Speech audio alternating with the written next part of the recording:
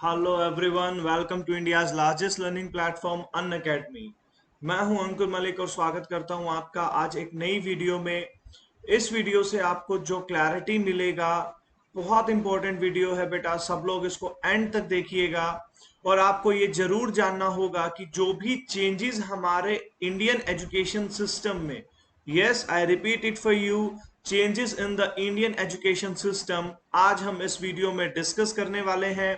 आप लोगों को एक बात अपने दिमाग में बैठाना होगा। इस वीडियो के बाद आपको ये एहसास जरूर होगा, जो लोग पास आउट्स हैं, कि हम इतना जल्दी पास आउट क्यों हो गए। हमें थोड़ा सा इंतजार अगर हमने और कर लिया होता, या अगर हम 2-4 साल बाद पास आउट हो रहे होते, तो शायद इन चेंजेस का हिस्सा हम बन पाते और शायद हमारी एजुकेशन थोड़ी बेहतर हो पाती। जी हाँ, अगर आप जानना चाहते हैं मेरा पॉइंट ऑफ व्यू कि इस पर्टिकुलर एजुकेशन सिस्टम के जो चेंजेस हैं, इन पर्टिकुलर चेंजेस के ऊपर मेरा क्या विचार है, तो ओवरऑल मैं इसको एक रेटिंग दूंगा। बहुत बढ़िया चेंजेस हैं बेटा, सारे के सारे प्रैक्टिकल चेंजेस हैं, वो चेंजेस हैं जिनकी आवश्यकता जरूर थी।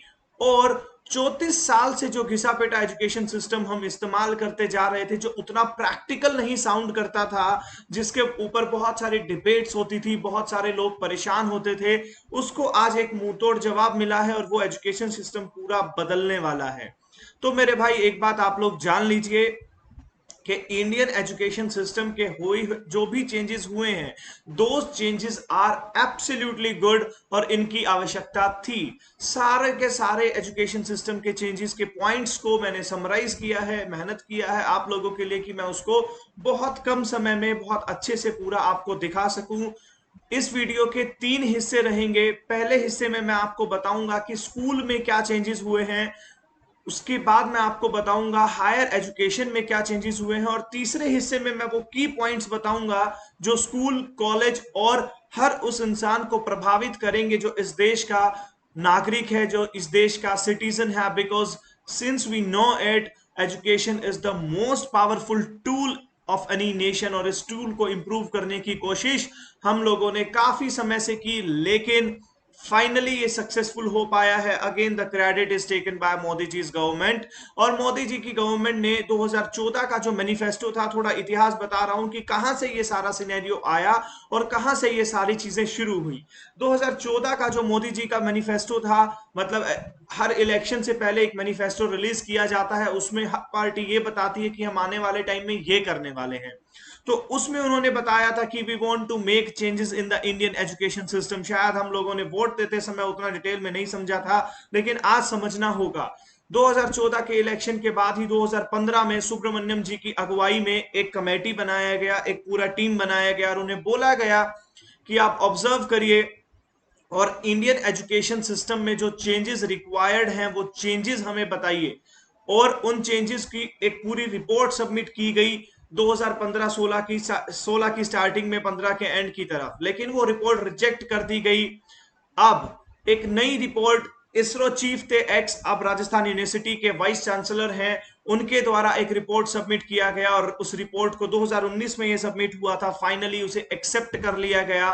तो मेरे भाई ये जो चेंजेस हैं, again the credit goes to one another man behind this, was the chief of the ISRO. ISRO के प्रेसिडेंट रहे, अब वाइस चांसलर हैं राजस्थान यूनिवर्सिटी के। वो सारी चीजें बहुत डिटेल में अगर आपको जानना हो कमेंट करिएगा, मैं अलग से सारी वीडियो उसके ऊपर बना दूंगा। लेकिन अभी बता देते हैं, अभी सिर्फ बिल पास हुआ है, पार्लियामेंट में पास होना बाकी है। जैसा आप सब जानते हैं प्रोसेस होता है, तो पार्लियामेंट में पास होना बाकी, लेकिन मेजोरिटी दोनों जगह मोदी जी की गवर्नमेंट का है, तो हो जाएगा आराम से, कोई तकलीफ आने वाली है नहीं। तो हम ये मान सकते हैं कि जो भी एजुकेशन सिस्टम के चेंजेस हम आज डिस्कस करने वाले हैं इस वीडियो में, वो सब फाइनल है भाई। वो सब आपको अगले 3-4 साल में इंप्लीमेंट होते दिखेंगे। देखिए, सारी चीजें इंप्लीमेंट होने में थोड़ा समय लगता है, और लेकिन मेजर चेंजेस जो है वो आपको तुरंत देखने को मिल जाएंगे, लेकिन उसका इंप्लीमेंटेशन में टाइम लगेगा। चलिए बात करना शुरू करते हैं। पहले स्कूल का, जैसे मैंने बताया 3 फेजेस होंगे, पहले फेज में एंटर करते हैं। देखिए स्कूल में क्या चेंजेस आ रहे हैं, आइए। सो इंट्रोडक्शन मैं आपको ऑलरेडी दे चुका हूं। न्यू एजुकेशन पॉलिसी 2020 जो भी हमारा 2020 का है, it is an epic year. Epic year आप जानते हैं पैंडेमिक के हिसाब से भी है, लेकिन इंडिया में इसका इंपॉर्टेंस और बढ़ गया, क्योंकि ये न्यू एजुकेशन पॉलिसी आया है। चलिए देखते हैं changes in the school education क्या है। देखिए भाई, जो सिस्टम आप फॉलो करते थे हमेशा, जो सिस्टम हम फॉलो करते थे आज तक इंडिया में, वो था 10+2 का सिस्टम था। इंडिया में जो सिस्टम हम फॉलो कर रहे थे, it was the system of 10+2, लेकिन उसको चेंज कर दिया गया। आपने बहुत जगह पढ़ा होगा, सुना होगा, 5-3-3-4 का सिस्टम आ गया है।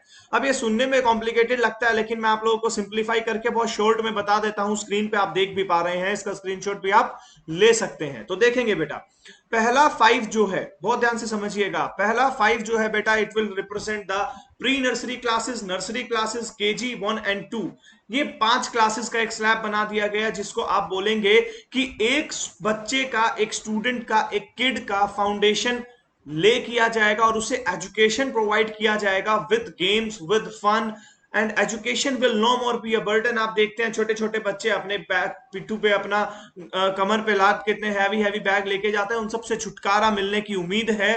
और ये माना जा सकता है कि फन और गेम से बच्चों को एजुकेशन दिया जाएगा, which is more practical approach, जो हर कंट्रीज में ऑलरेडी किया जा रहा है। अमेरिका, ऑस्ट्रेलिया, चाइना, अगर मैं बात करूं, वहां पे आप देखेंगे कि बड़े बड़े बैग्स वहां नहीं लेके जाते हैं, इंडिया में लेके जाते हैं। 34 साल 1986 में राजीव गांधी जी ने जो एजुकेशन पॉलिसी बनाई थी, उसको हमने आज चेंज किया है। तो ये चेंजेस बहुत महत्वपूर्ण है भाई।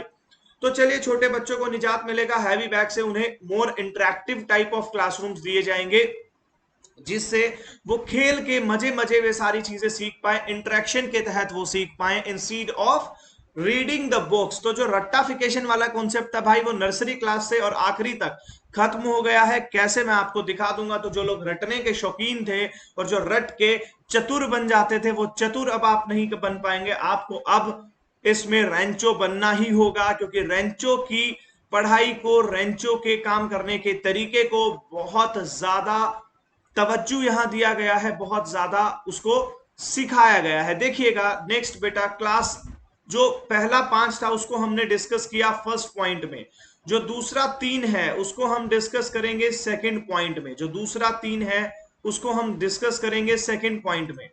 और मैंने ये पॉइंट्स में आपके लिए लिखा है बेटा, तो ये सारे पॉइंट्स को ध्यान से देखिएगा। 3 का क्या मतलब है, क्लास 3, 4, 5, ये वो समय होगा जब किसी भी स्टूडेंट को मैथ्स, साइंस और ह्यूमैनिटीज इंट्रोड्यूस किया जाएगा, उसे बताया जाएगा कि भाई देखो, ये मैथ्स होता है, इसको गिनती बोलते हैं, ये साइंस होता है, इसमें ऐसे विज्ञान आता है, ये सारी चीजें होती हैं। ह्यूमैनिटीज, आपको सोशली ऐसे बिहेव करना है, ये आपके सोशल एस्पेक्ट्स हैं। Just the introduction. हो सकता है जैसी मैं बातें कर रहा हूं आइडियली, उतना आइडियल होने में, इंप्लीमेंटेशन में सरकारी जगह पे थोड़ा सा समय ज्यादा लग जाए, लेकिन धीरे आएगा लेकिन पक्का आएगा। ठीक है बेटा, सहज पके सो मीठा होए, आप इसको याद रखेंगे और इसको इंप्लीमेंट किया गया। देखिए नेक्स्ट 3 क्या रिप्रेजेंट करता है, नेक्स्ट 3 रिप्रेजेंट करता है क्लास 6, 7 और 8 को। क्लास 6, 7 और 8 का मतलब क्या है, इसको समझेंगे कि स्किल डेवलपमेंट होना चाहिए भाई। स्किल डेवलपमेंट होना चाहिए बच्चे का, उसको कोडिंग सिखाओ, मतलब कि कंप्यूटर कोडिंग सिखाओ, ऐप डेवलपमेंट सिखाओ। ये किसने सोचा था कि जो बीटेक फर्स्ट ईयर में सिखाते हैं वो अब से हम सिखाने लगेंगे भाई। मतलब कि छठी क्लास का बच्चा कोडिंग कर रहा होगा, बैठ के ऐप डेवलप कर रहा होगा। आपको जान के खुशी होगी, ये सारा काम चाइना में होता था, अब वो इंडिया में भी हुआ करेगा। छोटे छोटे बच्चे कोडिंग किया करेंगे, और ये बहुत ज्यादा जरूरी है, keeping in mind the future needs. जो हमारी पुरानी जनरेशन को कंप्यूटर के साथ समस्या आ रही है, वो नहीं आएंगी उसके बाद। चलिए आगे बात करते हैं। जो आपका स्पेशलाइजेशन 11th 12th में होता था, वो स्पेशलाइजेशन अब 11th 12th में ना होके आपको 9th 10th 11th 12th से ही होगा। मतलब 9th 10th 11th 12th में साइंस, कॉमर्स, आर्ट्स नहीं है, 3 ही स्पेशलाइजेशन नहीं है। आप फिजिक्स लीजिए, साथ में आपको आर्ट्स पढ़ना है, आर्ट्स का कोई सब्जेक्ट पसंद है, सर मुझे हिस्ट्री बड़ा पसंद है, फिजिक्स प्लस हिस्ट्री कॉम्बिनेशन बनाइए और पढ़िए। तो बेसिकली जो एक रट्टाफिकेशन, फिजिक्स मतलब फिजिक्स, आर्ट्स मतलब आर्ट्स, पूरा आर्ट्स, वो चीज खत्म हो जाएगा। तो आपको ज्यादा फ्रीडम है कोर्सेज को चूज करने की। Selection of courses can be done by the students as per their interest, जैसा मैंने लिखा है। गोल ओरिएंटेड और एनालिटिकल अप्रोच रहेगा, मतलब कि देखिए गोल ओरिएंटेड काम होगा भाई, एनालिटिकल अप्रोच होगा। गोल, एक गोल सेट किया जाएगा कि एक स्टूडेंट है, मैं ये करना चाहता हूं, तो वही वो करेगा। ऐसा नहीं है कि उसे जबरदस्ती थोप दिया जाएगा कि तुझे यही करना है। चलिए बात करते हैं changes in the higher education system में भाई। ये शब्द जो है, इससे आप लोग, कुछ लोग परिचित होंगे, कुछ लोग परिचित नहीं होंगे। तो जो लोग परिचित नहीं है भाई, वो जान ले क्रेडिट्स क्या हैं। जब भी आप कॉलेज में कोई पढ़ाई करते हैं या किसी भी डिग्री में आप पढ़ाई करते हैं तो there are certain minimum number of credits जो आपको रिक्वायर्ड होता है बिफोर क्वालिफाइंग द डिग्री। उसके बिना आपको क्वालिफाइंग मार्क्स नहीं मिलते हैं, आपको डिग्री अवार्ड नहीं होता है। अब वो क्रेडिट्स ईयर बाय ईयर आपको दिया जाएगा। कैसे? मतलब कि आपके डिग्रीज में मल्टीपल एंट्री और मल्टीपल एग्जिट सिस्टम बनाया जाएगा। जैसे कि अगर आपने एक साल का बीटेक किया, आप सब इंजीनियर हैं, आप समझिएगा, और जो नॉन इंजीनियर हैं वो भी सुन रहे हैं, ध्यान से सुनिएगा। सपोज आपने इंजीनियरिंग की पहली डिग्री में पढ़ाई की, पहले साल में आपने पढ़ाई की, पहले साल के बाद आपको लगा कि यार मुझे मेरी फाइनेंशियल सिचुएशन अलाउ नहीं कर रही है मैं पूरा डिग्री करूं, तो मजबूरी नहीं है आपका पूरा फीस देना। आप एक साल बाद निकले, अपना सर्टिफिकेट आपको एक साल का मिलेगा अगर वो क्रेडिट्स पूरे हैं, और वो क्रेडिट ट्रांसफर के लिए क्रेडिट ट्रांसफर सर्टिफिकेट मिलेगा कि आपकी वो डिग्री किसी दूसरी जगह पे ट्रांसफर हो सके। कोई और कोर्स अगर आप करना चाहते हैं जो सस्ता है, जो आप जॉब के साथ कम्यूट कर सकते हैं, जॉब के साथ आप कर सकते हैं। 2 साल तक अगर आप करते हैं तो उस कॉलेज, उस यूनिवर्सिटी को आपको डिप्लोमा देना होगा, और 3 साल के बाद अगर आप निकल रहे हैं तो जॉब डिग्री आपको मिल जाएगी। मतलब जॉब डिग्री का मतलब क्या है समझिए। देखिए, कुछ लोग होते हैं जिन्हें 3 साल बाद जॉब के लिए जाना है, कुछ लोग होते हैं बोलते हैं नहीं मैं तो जॉब करूंगा नहीं, मैं तो रिसर्च करूंगा। तो भाई जिसे रिसर्च करना है तू रह, जिसे जॉब करना है तू जा। मतलब कि ईयर में, हर ईयर में यू कैन एग्जिट, आप हर ईयर में एग्जिट कर सकते हो और हर ईयर में एंटर कर सकते हो। सपोज आपने एक साल इंजीनियरिंग पढ़ा, आपका लॉ पढ़ने का मन हो गया, आप इंजीनियरिंग से निकलो लॉ में घुस जाओ। आपने एक साल इंजीनियरिंग पढ़ा, आपका डॉक्टरी पढ़ने का मन हो गया, भाई थोड़ा देखना पड़ेगा डॉक्टरी के लिए वो लोग क्या करते हैं, लेकिन वहां भी स्कोप्स रहेंगे अगर आप मिनिमम एलिजिबिलिटी को कंप्लीट करते हैं तो। ज्यादा अगर डाउट्स हैं बेटा तो you are free to put a comment, I will make the separate videos on everything, but please put a comment for it, उसके बिना मुझ तक कन्वे नहीं हो पाएगा। चलिए आगे बात करते हैं। तो ये हायर एजुकेशन के चेंजेस हैं जिसके ऊपर डिटेल डिस्कशन होगी। मेन मुद्दा बस ये है कि आपको मल्टीपल एंट्री और एग्जिट स्कीम मिली है। की पॉइंट्स बहुत जरूरी है, इसको समझिएगा। पहला point, private college government college will have same syllabus by national research foundation. NRF आज तक अमेरिका में था, अब इंडिया में बनेगा। अमेरिका की तर्ज पर इंडिया में नेशनल रिसर्च फाउंडेशन की स्थापना की जाएगी जो पूरे प्राइवेट कॉलेजेस और गवर्नमेंट कॉलेजेस के करिकुलम को, सिलेबस को सेम कर देगा। ऐसा नहीं होगा वेस्ट बंगाल में कुछ पढ़ रहे हैं, दिल्ली में कुछ पढ़ रहे हैं, तेलंगाना में कुछ पढ़ रहे हैं। No, you will be getting the same syllabus in the entire country, which is actually a very good thing. तो जिन लोगों को सुपीरियरिटी कॉम्प्लेक्स था कि मैं इस इतने अच्छे कॉलेज से आया हूं, या जिन लोगों को इंफीरियरिटी कॉम्प्लेक्स था कि सर मैं छोटे कॉलेज से हूं, वो खत्म हो जाएगा। सबका सिलेबस सेम होगा, सबको एक ही चीज पढ़ना होगा, और एक चीज पढ़ने से यूनिफॉर्मिटी आएगा। यूनिफॉर्मिटी आएगा तो क्या होगा बेटा, आप लोगों को कॉन्फिडेंस बूस्टअप होगा, वही वो चाहते हैं। इंग्लिश की कंपल्शन, सेकंड पॉइंट देखिए, compulsion of English is remove. English की कोई कंपल्शन नहीं है, रीजनल लैंग्वेजेस को प्रमोट करें। ऐसा होता था कि बड़े अमीर का बच्चा जाके किसी अच्छे इंग्लिश मीडियम स्कूल में पढ़ता था तो हमारा जो नॉर्मल स्कूल का बच्चा था वो इंफीरियरिटी कॉम्प्लेक्स महसूस करता था, यार मुझे इंग्लिश नहीं आता है। ऐसा कुछ नहीं है, सबको रीजनल लैंग्वेज पढ़ना है, सबको रीजनल लैंग्वेज पढ़ना है 5वीं तक। तो मतलब सारे बच्चे बराबर हैं, अब किसी को कोई तकलीफ नहीं है, समझेंगे। उसके अलावा बहुत कमाल के 2-3 पॉइंट्स आ रहे हैं, सुनने सुनिएगा। Coding from 6 class with internship, आपको इंटर्नशिप जैसा कि आप इंजीनियरिंग में करते थे वो अब 6ठी क्लास से शुरू हो जाएगा। कोडिंग सीखिए और इंटर्नशिप करिए भाई। इंटर्नशिप का मतलब क्या है, बच्चे को प्रैक्टिकल एक्सपोजर में भेजिए। जैसा आप लोगों को घर वाले क्या बोलते थे, ए तू इंजीनियर है बेटा और तुझे एक बल्ब बदलना नहीं आता, तुझे ये काम नहीं करना आता, तुझे ये कारपेंटरी का काम नहीं आता। तो students from every background will be deployed, will be employed, will be put in different situations as per their interest। कोई लॉन्ड्री का काम कर रहा होगा, कोई कारपेंटरी का काम कर रहा होगा, कोई इलेक्ट्रिशियन का काम कर रहा होगा, so that the skills can be developed, so that the skills can be developed। अभी सुनने में आपको शायद उतना फ्रूटफुल ना लगे, लेकिन इसके लेटर इफेक्ट्स 2035 का टारगेट लिया इंडियन गवर्नमेंट ने। 35 तक हम चाहते हैं कि प्रैक्टिकल अप्रोच जनरेट हो जाए पूरा इंडिया में, और हमारे हर इंसान स्किल वाला हो, हर इंसान स्किल वाला हो। तो चलिए, ये बहुत अच्छा स्टेप है कि आपको इंटर्नशिप्स के लिए 6ठी क्लास से भेजा जाएगा। क्लास कहीं दूर नहीं जाना, आसपास देख लेंगे। क्लास 6 to 9 सैम एग्जाम्स होंगे। 360 डिग्री आपका ग्रोथ पे फोकस किया गया है, सेमेस्टर एग्जाम्स है। अच्छा, एग्जाम्स में रिपोर्ट कार्ड में क्या चेंजेस है मैं बता देता हूं। पहले क्या होता था कि जितने नंबर आए वो रिपोर्ट कार्ड, अब ऐसा नहीं है। जितने नंबर आए सही है उतना आएगा, ऑब्जेक्टिव टाइप बना देंगे पूरे को। जहां तक मुझे लग रहा है, मेरा रिसर्च जो कहता है उसके अलावा वो क्या करेंगे बेटा, उसके अलावा वो आपको एक कॉलम देने की बात की है जिसमें स्टूडेंट खुद को मार्क्स देगा। अरे सर सब पूरे दे देंगे, नहीं, आपको वो मार्क्स जस्टिफाई भी करने होंगे। तो जिसमें स्टूडेंट खुद को मार्क्स देगा, उसके अलावा उसके सहपाठी जो उसके साथ फ्रेंड्स पढ़ रहे हैं, they will be giving marks to that particular individual. ठीक है मेरे भाई, तो रिपोर्ट कार्ड में चेंजेस होंगे तो घबराने वाली बात है नहीं, सब पॉजिटिव चेंजेस हैं। कॉमन एंट्रेंस एग्जाम होगा सारी यूनिवर्सिटीज के लिए, आप सबके लिए बहुत इंपॉर्टेंट है।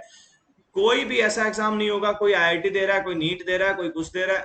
कॉमन एंट्रेंस एग्जाम उनका प्लानिंग है, देखते हैं कितना सक्सेसफुल होता है, but they are planning it to make a common entrance exam. Medical और लीगल बॉडीज को अलग अलग रखा गया है, मेडिकल बॉडी का अलग, लीगल बॉडी का अलग। उसके अलावा एआईसीटी नाम की कोई चीज नहीं बचेगी।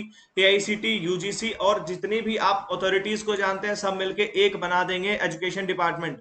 एमएचआरडी नहीं रहेगा, नेशनल एजुकेशन डिपार्टमेंट बन जाएगा। डिस्टेंस और ऑनलाइन लर्निंग को प्रमोट करिए जाने की उम्मीद है, बोला है डिस्टेंस लर्निंग और ऑनलाइन लर्निंग को प्रमोट करो, और जितना ज्यादा ऑनलाइन लर्निंग पे आप फोकस कर सकते हो, कोडिंग पे और स्किल इंडिया पे फोकस कर सकते हो, आप फोकस करिए, वहीं से आपके भविष्य आने की उम्मीद है।